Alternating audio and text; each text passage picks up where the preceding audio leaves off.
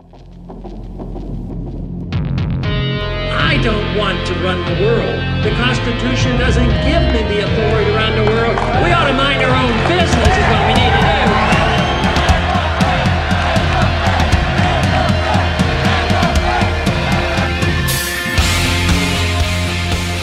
Welcome to Voices of Reason, Iowa's premier liberty podcast.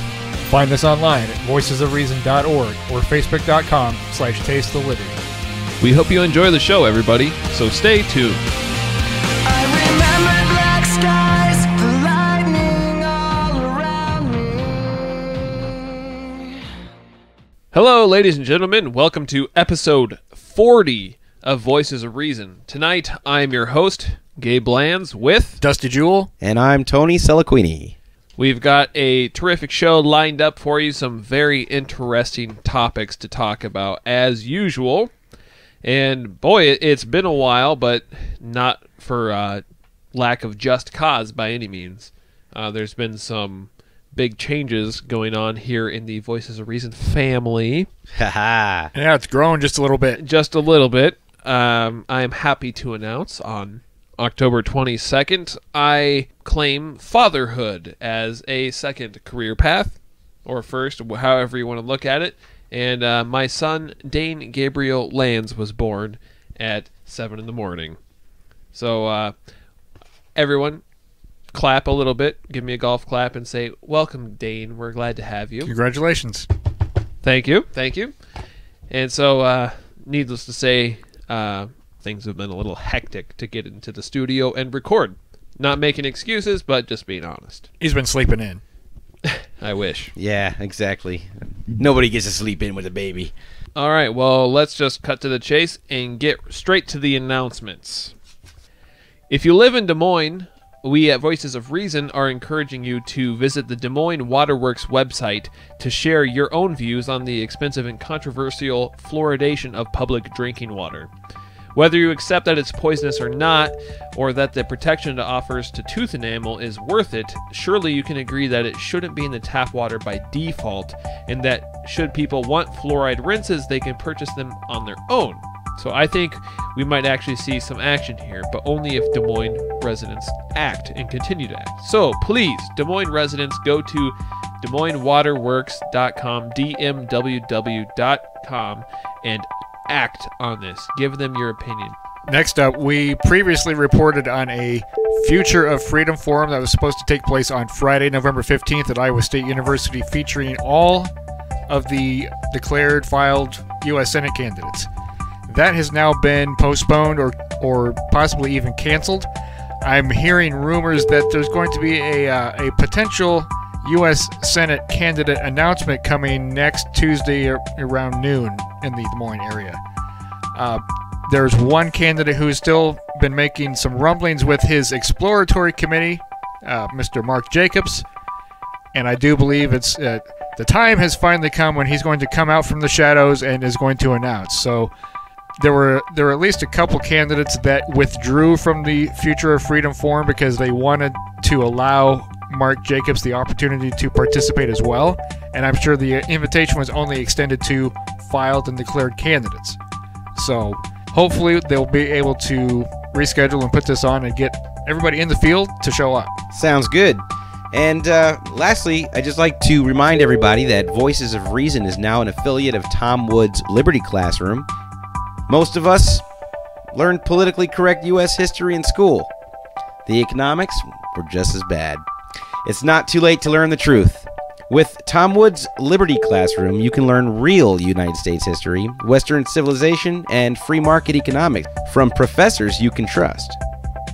So, log into our website, www.voicesofreason.org, click on the banners at the top of the page, check it out. If you like it, sign up. We will receive a small portion of the funds, and that will go toward production expenses, so we really appreciate it.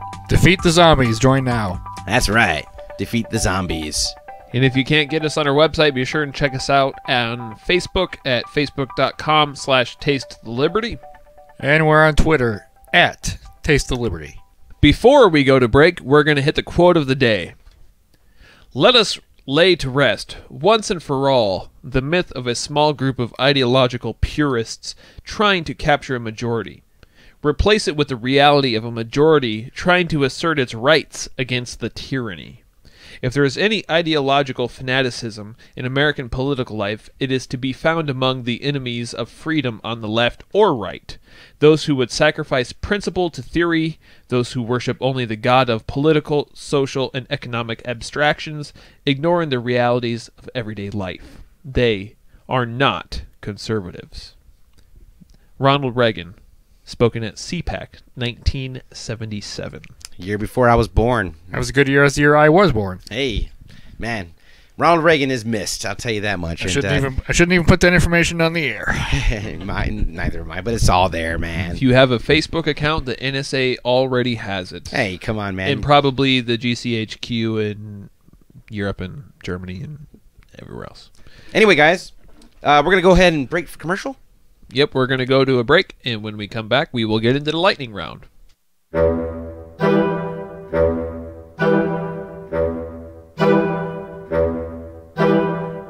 Oh, I see you chose to sign up for Obamacare. Yeah, it's actually my first time here. Well, here we are then. Change it to a gown, and the doctor will see you soon. Okay, well, your vitals look good. Any changes in your diet or exercise? All right, can you swing on over, scoot on down, and try to make yourself comfortable?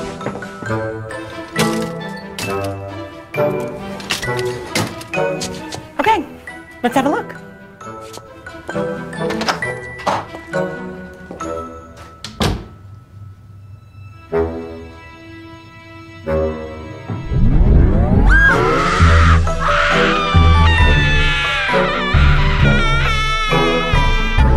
Don't let your government play doctor. Opt out of Obamacare. Visit optout.org.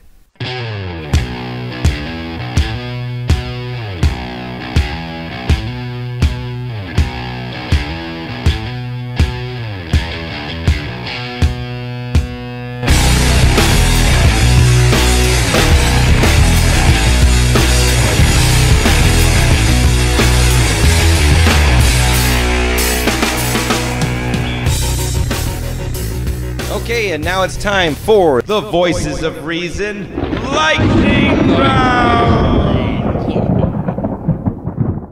Our first article comes from the Pacific Legal Foundation. Washington, D.C., November 11th, 2013. Pacific Legal Foundation's legal challenge to Obamacare received important backing in the form of an amicus brief filed by Congressman Trent Franks, a Republican from Arizona. Chairman of the House Judiciary Subcommittee on the Constitution, joined by several dozen other members of the House. This amicus brief was filed Friday in the United States Court of Appeals for the D.C. Circuit. In PLF's case, Sissel versus the United States Department of Health and Human Services. We are grateful for this powerful support from Congressman Franks, a leading authority on the Constitution, and from many other key lawmakers, said PLF Principal Attorney Paul J. Beard II.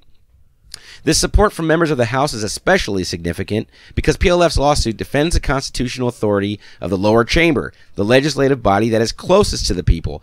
We argue that Obamacare was enacted in a way that deprived the House of its authority to originate new taxation. By extension, taxpayers were deprived of a core constitutional protection against reckless and oppressive use of the federal taxing power.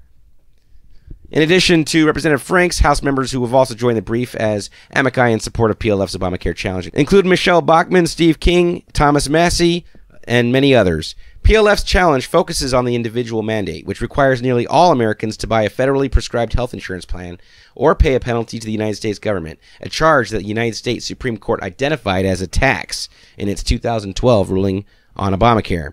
Because its individual mandates a tax, and indeed, Obamacare does include more than $500 billion in new taxation, the law should have been initiated in the House, where Article 1, Section 7 of the Constitution says new taxes must originate in order to keep the taxing power close to the people.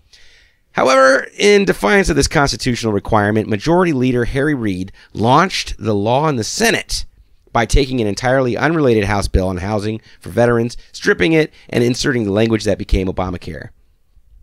So what we got here is a very legitimate way to show that this entire act is actually in violation of the Constitution, because it is a tax, and if it is a tax, then it must have originated in the House, and not the Senate. But it was only a penalty. But it's not. The Supreme Court. The Supreme Court, the end-all, be-all of all legislation and executive and judicial decisions, said it was, in fact, legal and constitutional. The infallible black rose. Because it was, in fact, a tax. Some people are speculating that Justice Roberts had a kind of a grin on his face as he said it, because he was kind of thinking that was going to be what eventually came out to strip this from being passed. Possibly. So possibly. Either that or he was just really glad that he got it off his chest and he's no longer going to be blackmailed. In the event that it does come down to a new lawsuit up to the Supreme Court, that Obamacare, because when Roberts ruled that, they weren't ruling on the constitutionality of Obamacare specifically. They were just ruling on the constitutionality of a individual mandate because it was a tax. They're going to, if it does come down to Obamacare being illegal or unconstitutional because of an actual individual mandate being a tax originating in the Senate, are they going to uphold that? Because I think there's a precedent set that the Congress or the Supreme Court has ruled in many times on the same exact scenario, but it's never been in favor of the opposing party of the bill that was passed. They've always sided on favor of the people who passed the bill in favor of the bill that was passed. Be Billy Yodo, Biyodo, Biddy Bop. That confused me. No, I've read about this before, and I forget what the statute's called where it has to originate in the House. And there's been several pieces of legislation that have been brought up in the Supreme Court because it originated in the Senate. I want to say it's the origination clause. That's probably it. That sounds right. It is. It is. None of them have been shot down that have been brought to the Supreme Court under the origination clause. Now, there's one other mechanism that I wanted to point out that I've heard about. I don't completely understand it or follow it, but I've heard of the blue slipping process being used in the House. And it's basically a way for members of the House to assert constitutional privilege when they get something back from the Senate that has, more or less overstepped the bounds of the Senate under constitutional guidelines. And I wonder, did anybody blue slip Obamacare when it came back from the Senate to say that you cannot institute a tax or generate revenue from the Senate side? It has to come from the House. Did anybody do that? And if not, why not? That's the real question. Why not? Nobody's doing their job. Right. All right. Moving on. And on to the next article. A Massachusetts policymaker has proposed handing police the authorization to search registered gun owners' homes in order to ensure proper gun storage practices. According to Swampscott Selectman Barry Greenfield, police are currently unable to enforce state law which demands the town's 600 registered gun owners to have all weapons, quote, inoperable or behind lock and key while in their home. In order to remedy what Greenfield sees as a school shooting waiting to happen, police must be given the ability to enter the homes of gun owners at will. Quote, we need the ability to enforce the state law, Greenfield said. In a reply to Bob Owens of BearingArms.com, Greenfield attempted to defend his position, saying he wasn't trying to take away anyone's rights or guns while alluding that the remote possibility of a school shooting warranted regular home searches by police.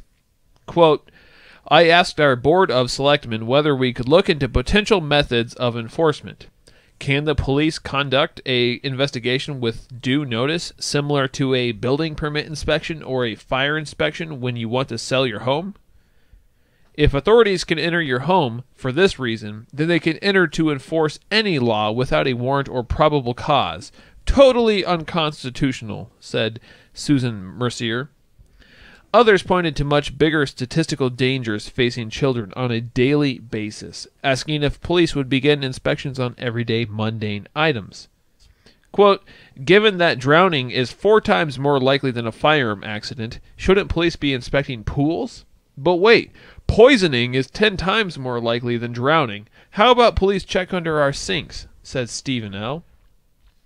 Contrary to what is usually heard from the media, school shootings are not actually on the rise, with overall gun murder down 49% since 1993. Despite these trends, law-abiding gun owners have continued to face increased persecution. Wow. If you haven't ever seen a blatant, all-out assault on the constitutional protections of the Second and the Fourth Amendment, I don't know what you would consider an assault upon those. Because it doesn't get much more brazen than police being able to come and inspect your homes to make sure you're in compliance with the law without a warrant.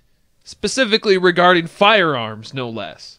It doesn't get much more brazen than that. Just taking the no-knock warrants to a new level. It is. Well, no knock, no notice.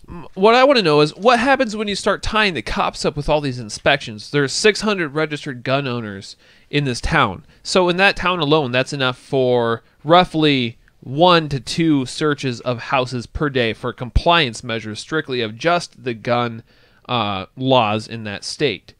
So say you spend an hour per, that's 2 hours out of an 8-hour work shift, maybe, or maybe a 12-hour for police. I'm not sure how they do their shifts exactly. But that seems a little ridiculous to be attributing all these resources to just checking to make sure people are in compliance with the law. And not only that, but what happens when you get into the legalese of the law, when the cops come in and, yeah, the guy has a gun in his safe behind lock and key, but the gun isn't completely rendered completely inoperable. It has a magazine in the weapon, or there's a bullet in the chamber. What happens then? It's technically in a safe, but it's not rendered inoperable. Are you still going to fine him for that, even though no one could have possibly gotten to the gun? Or what if it's in a safe, but the safe is unlocked, but the gun is rendered inoperable? And if you're required to undergo an inspection, pretty soon they're just going to charge you for it. They're going to charge you an inspection fee to come and inspect your own home. Wow. And you're right. It's just going to be another license, another class you have to take. Yeah. And how does this fit into the Second Amendment, where it clearly and precisely states the right of the people to keep and bear arms shall not be infringed? How is that consistent with constitutional principles? How does that fit whatsoever? Infringed, meaning restrict or impede, things like that. How is that any way near constitutional? I don't see how there's any argument for this whatsoever to be deemed constitutional. This is not the first time that a legislator's tried to enact some kind of form of gun control like this. We talked about this many months ago. They were trying to do this in Washington State. They're still trying to do it. But what's the name of that legislator again? Barry Greenfield. Barry Greenfield. Okay, so basically those of you in Massachusetts, guys. Massachusetts. Mitt Romney's home state. That's right. Where he signed the assault weapons ban. we wouldn't repeal gun control. We'd replace it. Just kidding. But seriously. All right. But I'm going to say it right now. When they start doing this, it may not start with Massachusetts, but it will lead to people firing upon, killing, and shooting at police officers trying to come into their house without warrants. Absolutely. It's going to happen. It's going to lead to that. And if they try and crack down further and further upon it, it's only going to spark more and more anger across the states, and that's what's going to cause another Lexington. Concord. Lexington and Concord. Both. Ah. It's what's going to happen. It's going to cause another civil war. It's going to lead to that because that's what caused it before. That was the last straw. And you know, us Americans, we love our guns. We Americans do. That's for sure. Our next story comes to us from the CBS affiliate in Chicago. Airline passenger says stranger was allowed to use his boarding pass to fly. This from November 11th, 2013. A Chicago man is outraged about airport security after a disturbing incident that occurred this week while he was trying to fly home. Brad Gertz says he was trying to catch an American Airlines flight out of Philadelphia. But when he tried to check in, he was informed someone else had been given his boarding pass and took an earlier flight. Gertz was about to fly American skies when he was told he had already left. Quote, I showed him my ID and said, I'm Brad Gertz. What's going on? Gertz tells CBS 2's Brad Edwards. I can tell you, I lost all color to my face. I was nervous and furious. I would say at least 5 times they're telling me, I'm not me. They gave his boarding pass to someone else, he says. That someone else got through security. Quote, God forbid this guy did something stupid. My name, my identity is attached, Gertz says. American Airlines says a man was mistakenly given Gertz's ticket and made it past the TSA checkpoint, but was stopped before boarding. Gertz goes on to say, so they say it was our fault. We did give someone else your boarding pass, so we let them through. This person, whoever this was, that got through under my identity that easy and made it to the gate? Who says anyone else can't? Aviation expert Joe Schweiderman says the incident shows a breakdown of the system. Quote, multiple failures had to occur for this passenger to get through with the wrong ID. And when you let people through when they're not matching names, the whole essence of the system fails. Wow. And it does. I mean, it's a perfect precedent to set, because when you go up to the TSA checkpoint, there's always the person who sits there with a little light that they shine on your ID and they compare the name with your boarding pass. That means the people who issued the boarding pass to the person when they checked in, and the guy at the or the girl at the TSA checkpoint when he got there to be screened, or whoever got there to be screened, also failed to recognize the similarities in names, and failed to recognize that he had a false ID, or the guy had a legitimately produced ID that was a fake, and he got all the way to boarding the plane before they caught it. I mean, ultimately, the ID and the boarding pass didn't match, and nobody caught it. Yeah, up until the point where they got to boarding the plane. So the only excuse that the airline could have was that another man had his same exact name on his ID.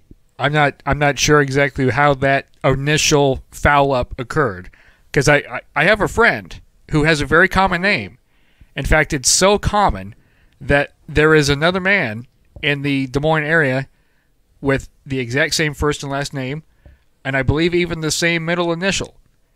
And when it comes time for my buddy to get his driver's license renewed or his plates renewed every year, he has issues because the government, the 5-0, there's always outstanding tickets and warrants and whatever for the other guy.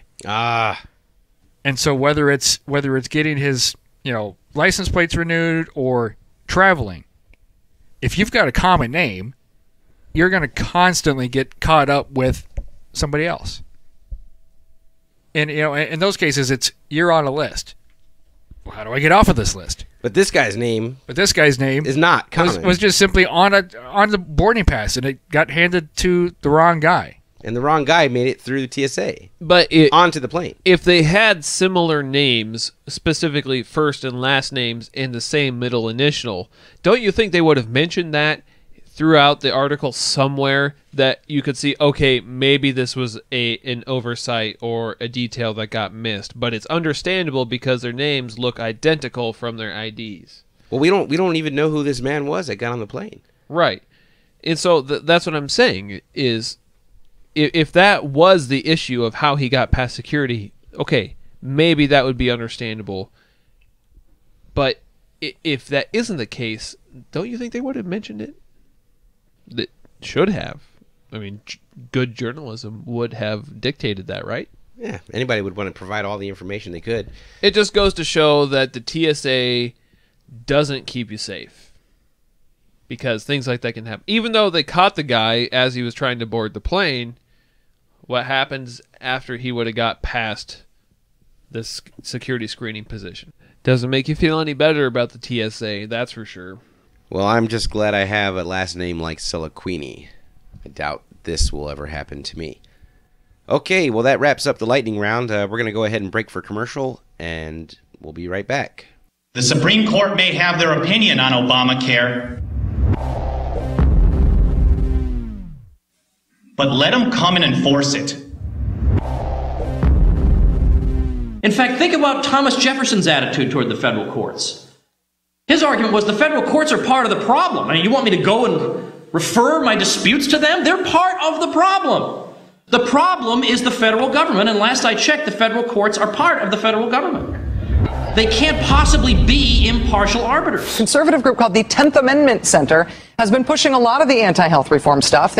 But they put that in the context of nullification, and they're pushing for other kinds of nullification, too. We have a Federal Health Care Nullification Act to reject not just Obamacare mandates, but the entire idea that the federal government should be involved in health care at all. Actually, I think of the 10th Amendment now, it's a relic of our failure. And future historians will look back and they'll see all the things that contributed to the demise of American prosperity, and they will say, but all they had to do was follow the 10th Amendment. What can we do now about the loss of freedom? We could persuade the state governments to defy the feds in areas like health care, where the Constitution gives the federal government zero authority, and to nullify all the laws the Congress has written that are not based on the Constitution. But one issue that I think that we have to revisit, because the founders understood it, but we have forgotten about it, and that is the principle of nullification. The federal government said Jefferson cannot have a monopoly on determining what its own powers are, because we all know what it's going to do. It's going to suddenly determine that it has more and more and more and more and more powers. It's going to keep on discovering these vast, untapped reservoirs of power. We all know this. I mean, this has happened. One of the biggest issues at stake tomorrow is in Ohio, where voters go to the polls to decide on an amendment to the Ohio State Constitution that would effectively block any implementation of the president's health care overhaul. Power has to counteract power. You can't expect the 10th Amendment to enforce itself. The states have to assert themselves. That's the idea behind state nullification. Nullification. The movie. Purchase the DVD at 10thamendmentcenter.com/movie.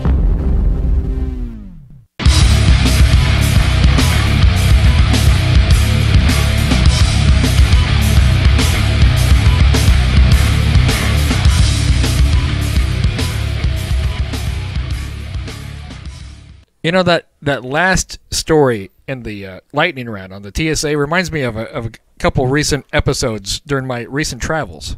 My latest TSA episode in October followed a more serious episode in September.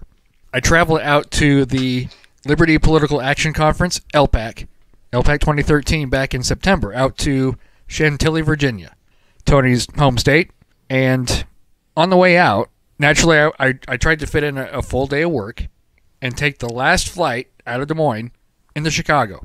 The one thunderstorm on the map of the United States was centered right on top of O'Hare. Go figure. So, we're supposed to depart about 7 o'clock. So, we're supposed to be boarding about 20 minutes prior. Well, they're already making rumblings like there's a ground stop at O'Hare. So we're being delayed. Well, finally, the pilots are still in contact, still in communication, thinking that, well, we'll just get these people boarded on the plane, and when that opening comes, we'll be ready to go. Problem is, when there's a ground stop like that, every plane has a number. Everybody is backed up, and everybody has to come in the same exact order. It doesn't matter that you're already on the plane. So then you sit on the plane for 2 hours before you can take off. So I'm watching the clock, because my connecting flight to D.C. and to Dulles is on the runway and leaving when we land at O'Hare. So as we're taxiing to the gate, I'm on my phone checking my next flight, and well, hell, it's on its way to the runway. After having been through my luxurious pat down at the Des Moines International Airport, because I always opt out of the scanner, even if it's no longer the naked porno scanner, it's the Gumby scanner, which supposedly doesn't have the X-ray radiation. It's, the millimeter wave technology. All right, whatever. I opt out every time. So now I've missed my connecting flight when I get into O'Hare. They give you vouchers, discount vouchers to get a hotel room. It doesn't matter how many times I've flown through there before. I've never been through the boarding area where all of the hotel shuttles and things like that pick up passengers. But to even contemplate getting a hotel room, I had to leave the secured area of the airport, stand there waiting for a hotel shuttle to come pick me up for an hour. Wow. When I decided that, well, the airlines had already automatically rebooked me on the next available flight, which was the earliest flight possible. So the very first flight out to Dulles was only going to be like, it's going to be like another 4 or 5 hours before I had to turn around and come back to the airport. So I spent the night at O'Hare. Really didn't sleep. In fact, I was up, by the end of this ordeal, I was up for over 40 hours. 40? 40. Wow. I want to say it was 42 or 43, probably a new record. But since I've now left the secure area of the airport, I have to go back through security and get another pat down, which wasn't such a big deal for me. But when I was going through security at O'Hare, I'm already checked out, I'm already through, and putting myself back together, putting my belt and shoes and whatever back on, and well, there's a mother standing next to me, and she's getting checked out. Well, she's carrying her baby. She's got the carrier on her. She's got a sleeping baby in the carrier in front of her, and the TSA agent is swabbing the baby for explosives. Oh, come on, man. This is the stuff you read about, and now you're seeing it with your own eyes. And, I didn't say anything. I didn't make a stink. I'm already through security, but what the hell's the baby going to do? The baby can't walk. The baby can't talk. The baby is asleep. Is the baby going to take over the plane? I mean, come on. I've seen TSA swab babies, swab wheelchairs, or canes. I mean, they swab the young, the elderly. On my return trip from Dulles, I wanted to tour D.C. a little bit. I did not spend a whole lot of time in D.C., in the District of Corruption, but I did want to visit our most hallowed grounds, and I did visit Arlington Cemetery. And I'm sure at some point I must have walked through the grassy grounds of Arlington, because on my return trip, not only did I get my initial pat down at Dulles, but I got the private screening because I flagged the detector. They said one of some of the things that could flag the system was hand lotion, fertilizer, which is you're going to fertilize the grass at the most hallowed cemetery in the country, which is the only thing I could think of that I might have picked up. And really the only difference between the public pat down and the private screening was that they took the back of their hand and they brushed across the front of you. Well, I've seen them do that in public as well, so there really wasn't any difference between what they did in private and what they did in public, except that now they've gone through my entire bag. I carry a backpack with reading material and things, and so now they're going through my entire bag. And as I'm standing there, I've already been checked out, and the guys explained the whole thing to me, and I'm kind of getting myself put back together. And he's like, well, just because you flagged the system doesn't mean that you're on some sort of list. And then he starts pulling stuff out of my bag. And I'm carrying Pocket Constitution. I'm carrying a pocket Constitution. I'm carrying the Bible. Just the New Testament, but I'm carrying the Bible. Wow. I'm carrying The Tea Party Goes to Washington by Rand Paul. Are a dangerous man. And to top... Guns and ammo? No guns and ammo, Maggies, but I was carrying War is a Racket by Smedley Butler. By Smedley D. Butler. He is a 2-time Medal of Honor recipient. How many of those are there? There's less than 20. And so I want to say there's 19. I saw the number the other day. I want to say there's 19, and the Marine Corps has 7. So how these guys react after that? Well, as I'm standing there, this guy just told me that, well, you flagged the system, but you're not on some list, and he pulls all this stuff out, and I'm thinking to myself, well, how about now? So the crux of the story is that in a round trip flight, I had 4 pat downs. Wow. You know, this is the same exact thing that happens on the highway. I mean, all they have to do to flag you, and then, which results, of course, in a complete search of everything on you.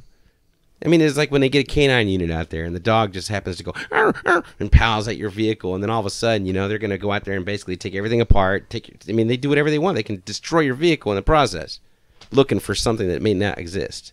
Right. So now, my trip from D.C. is done. October, I decided to fly down to Texas. And I scheduled the earliest flight out of Des Moines. You know, I tried the latest flight, and we saw how that worked. So now I'm taking the earliest flight out of Des Moines on a Saturday morning. I've taken, the red-eye flight before, usually during the week, when there's nobody in the airport. I mean, dead quiet. I get there on a Saturday morning, and there's 20 to 30 people in the security line. I'm only traveling for 2 days. So normally when I would be gone for an extended period, I would check a bag. So this time I have an actual carry-on, and I haven't traveled with a carry-on with all of my toiletries on board in such a long time that I didn't even read any of the TSA regulations on what size you could bring on board, or the fact that it had to be in a clear plastic baggie.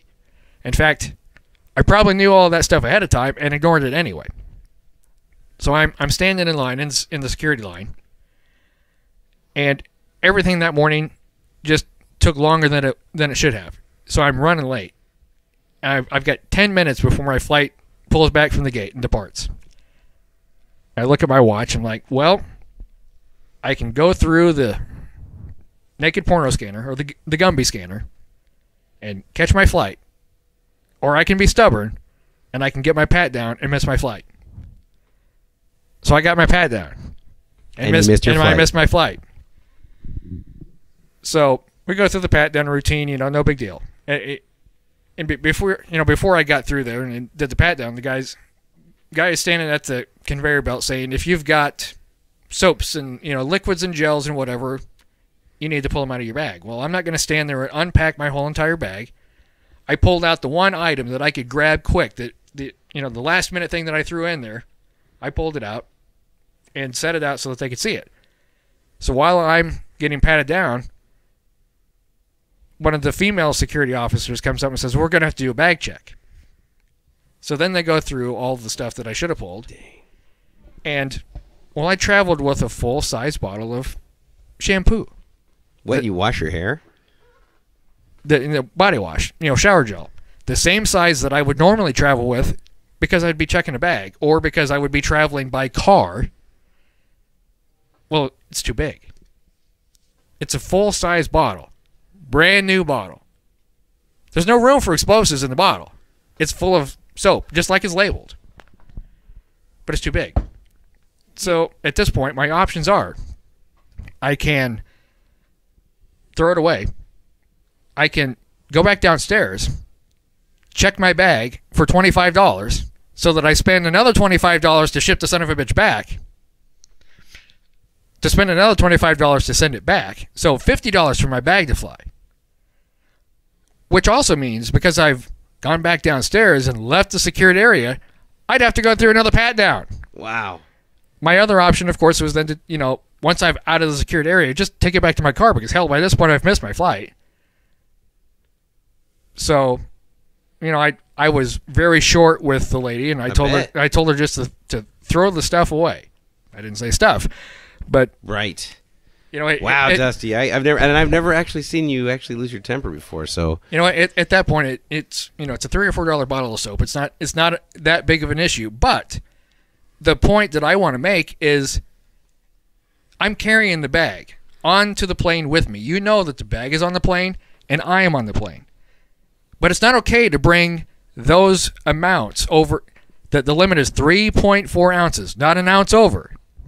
I don't know how they measured it. Because, well, gee, what if you bring on something that's only half full?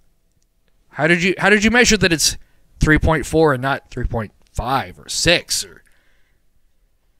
But if I carry the bag on, my bag in the plane are in the same place. If I go check the bag with the same exact stuff that they won't let me carry on the plane. It's okay to have. You don't know that the bag and I are on the exact same plane.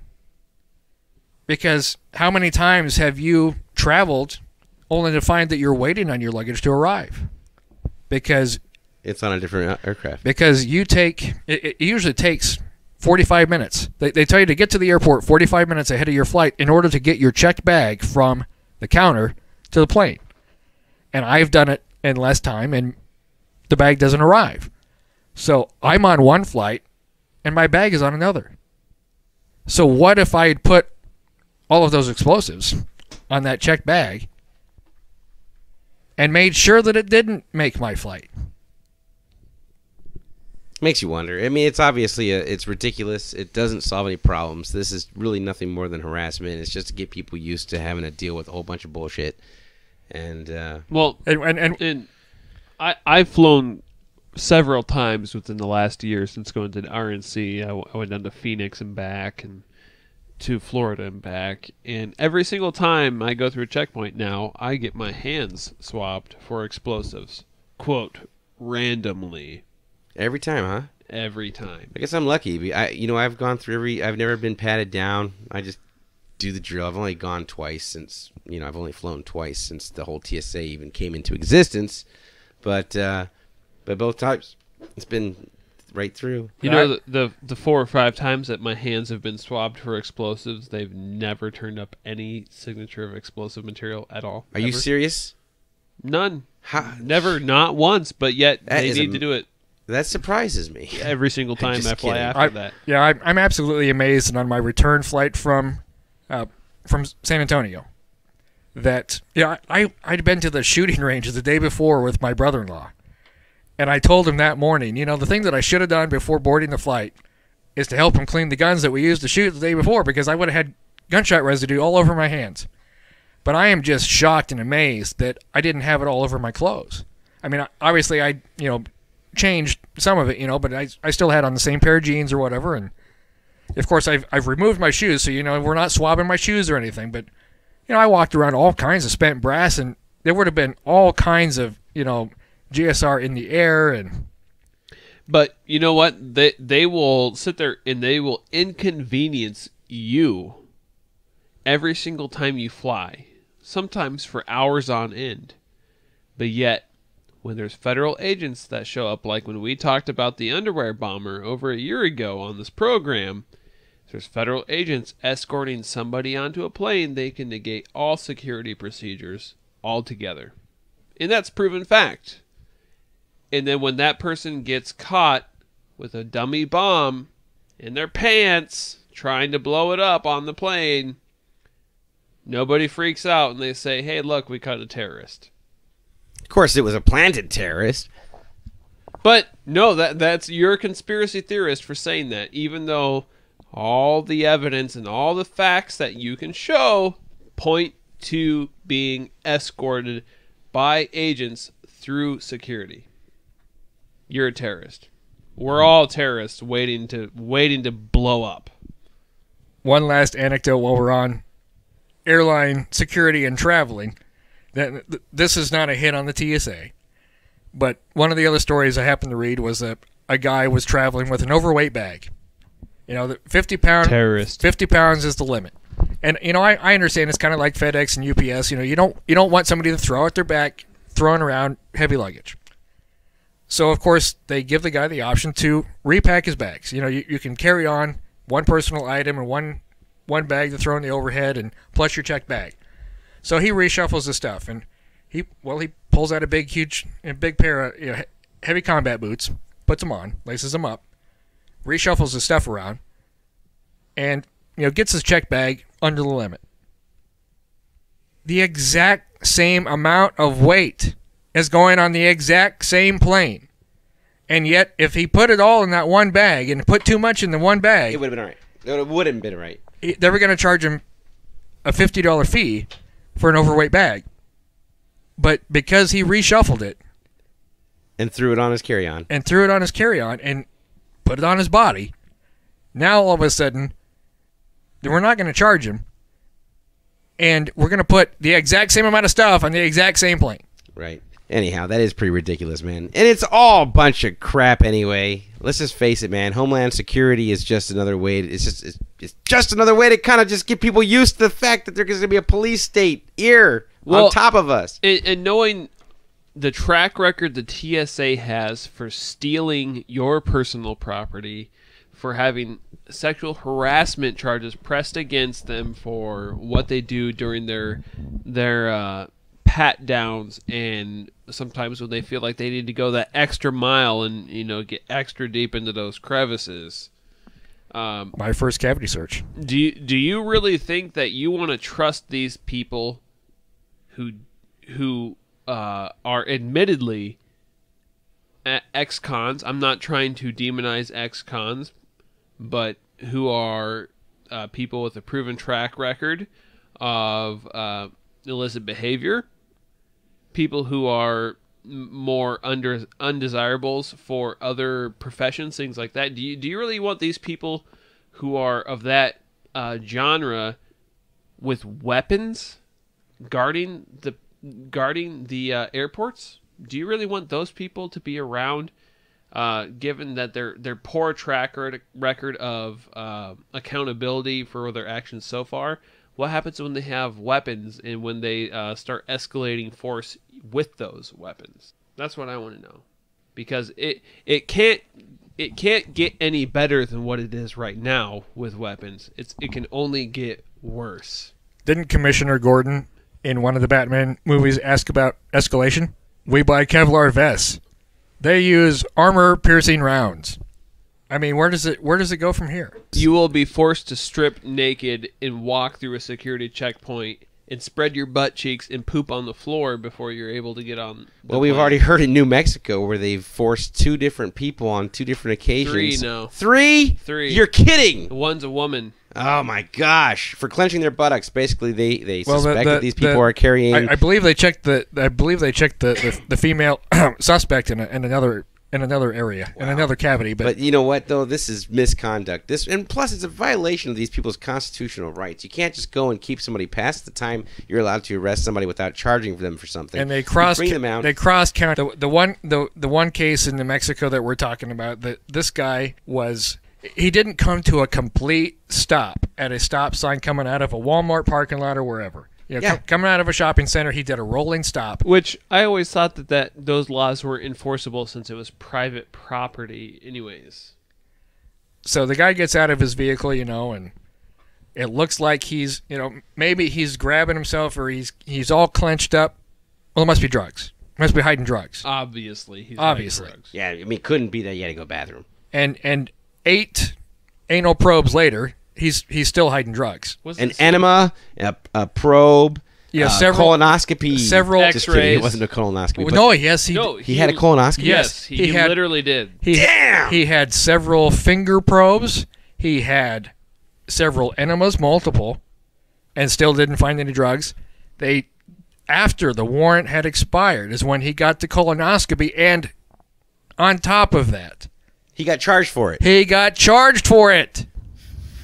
They sent him the bill for the forced colonoscopy, which was conducted after the warrant had expired, after they had crossed county lines. Well, he's going to make his money back in that lawsuit. I hope he puts that police department out of business. I hope they can no longer afford to keep any police New officer. Mexico is actually right there at the top of the most corrupt of all the forces. Cato did the most corrupt police forces, and what cities or what states had the most corrupt. D.C., of course, is number 1, but New Mexico is right there between 5 and 10. And part of the reason the guy was targeted is because he's white in a largely Hispanic community. Is that right? He's a minority. Ah, amazing how that works out, huh? All I know is I hope he puts that police department out of commission, so where they cannot afford to operate any longer, and it has to be privatized, because that should not happen under any circumstances, no matter who you are. And And we've seen multiple cases of this same exact thing. 3 within the last week. There's been 3 cases that have come out since this first one was broken. Now this first one happened, I want to say February, March of this year. It's only now that it's worked its way through the court system to where we would hear about it and see things that have been filed. But this shouldn't have happened the first time. No. How many enemas do you have to have consecutively before they're like, all right, there's definitely nothing in there. Yeah, if there is, yeah, it would have come out by now. I mean, the first doctor refused to perform any of it because they didn't have the right.